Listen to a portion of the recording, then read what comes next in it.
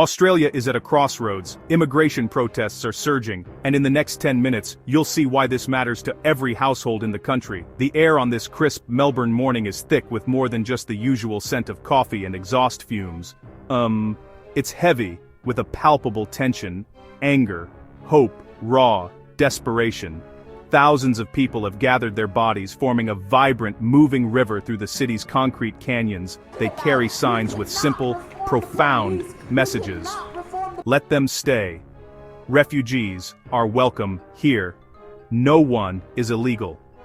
The sound is a symphony of dissent, rhythmic thud of a drum-unified chant of voices rising as one sharp blast of a whistle. It feels less like a planned demonstration and more like a collective roar.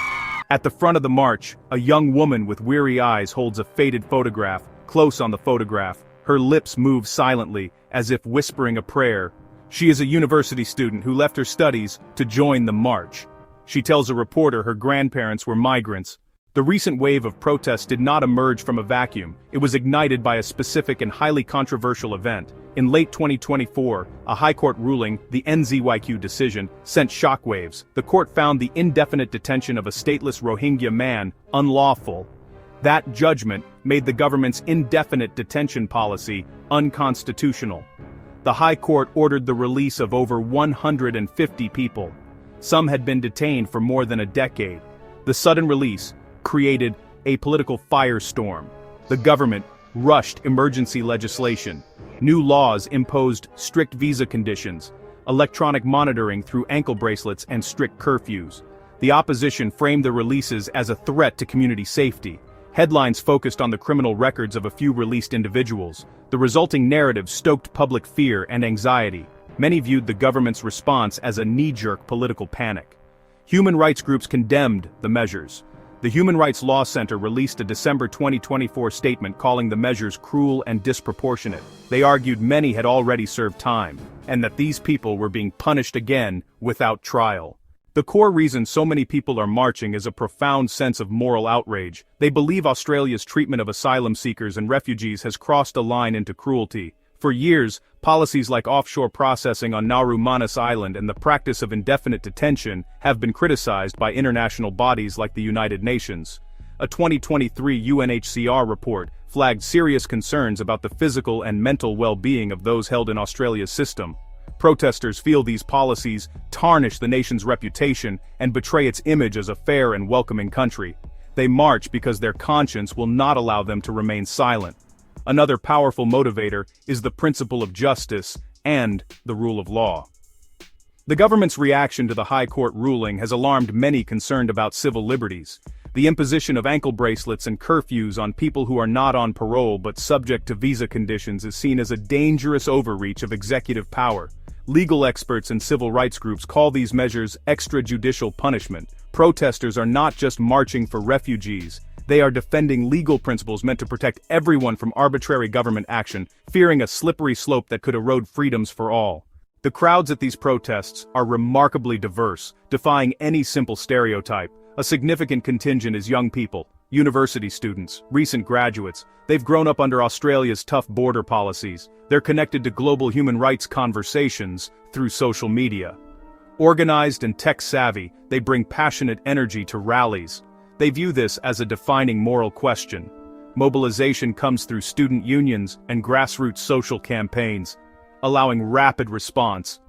Alongside youth are veterans of social justice movements, longtime activists, and members of faith-based organizations, Refugee Action Coalition, Amnesty International.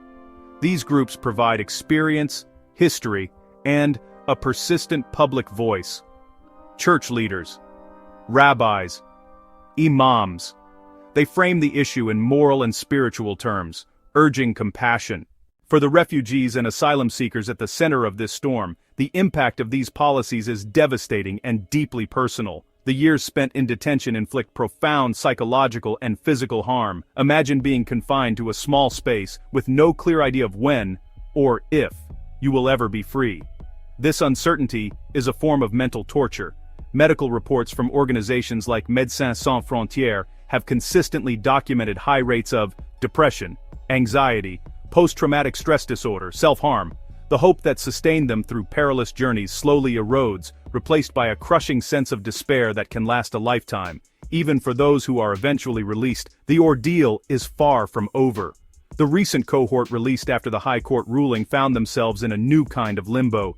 They were suddenly free from physical detention, but shackled by restrictive visa conditions.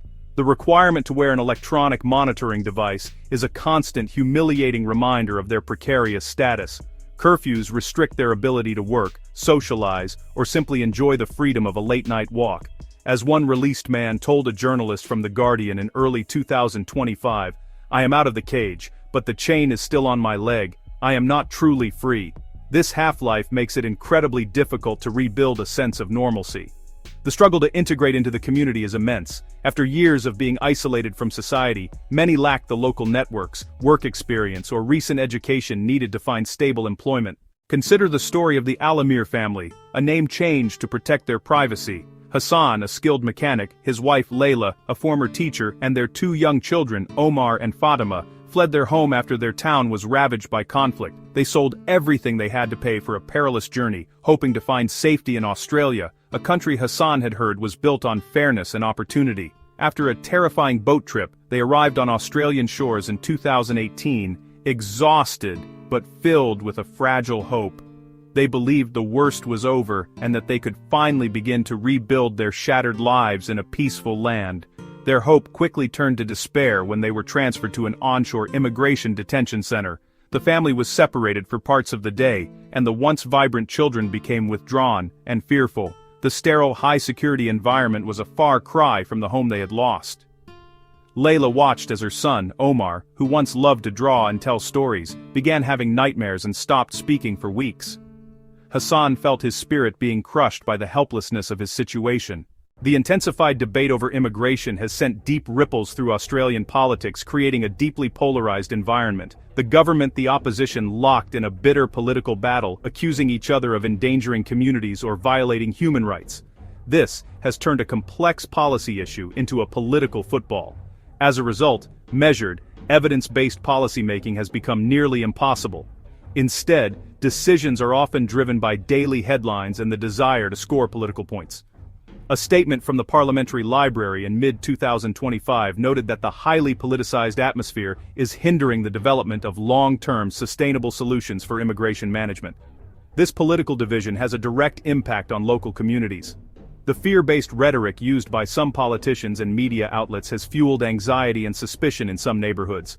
Community leaders have reported an increase in social tensions and incidents of racial prejudice directed at migrants, people of perceived Middle Eastern descent, people of perceived South Asian descent. Social cohesion, a cornerstone of Australia's multicultural success, is being strained.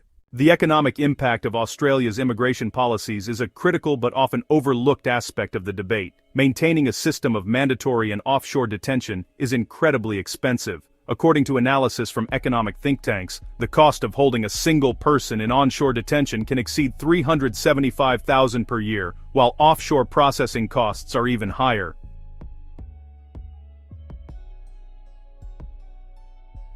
Protesters and economic critics argue that this is a fiscally irresponsible use of public funds. They propose that redirecting even a fraction of this budget towards community processing and integration support would not only be more humane, but would also represent a more efficient and sensible economic choice for Australian taxpayers. Furthermore, these policies prevent a pool of potentially productive individuals from contributing to the Australian economy. Many asylum seekers arrive with valuable skills qualifications and a strong desire to work. However, prolonged detention and restrictive visa conditions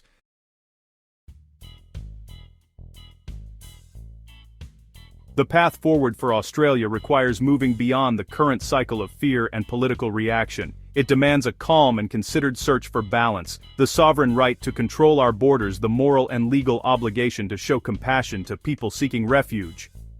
A secure nation and a humane nation are two sides of the same coin. True security is not just strong borders, it is a strong, cohesive society that upholds the rule of law and respects the dignity of every human being. Leadership must rise above partisan politics and have an honest conversation with the Australian people. A practical first step: Invest in a more efficient system for processing asylum claims, a fair system, a timely system. Backlogs and delays are at the heart of the problem. They lead to prolonged detention, which the High Court has found unlawful.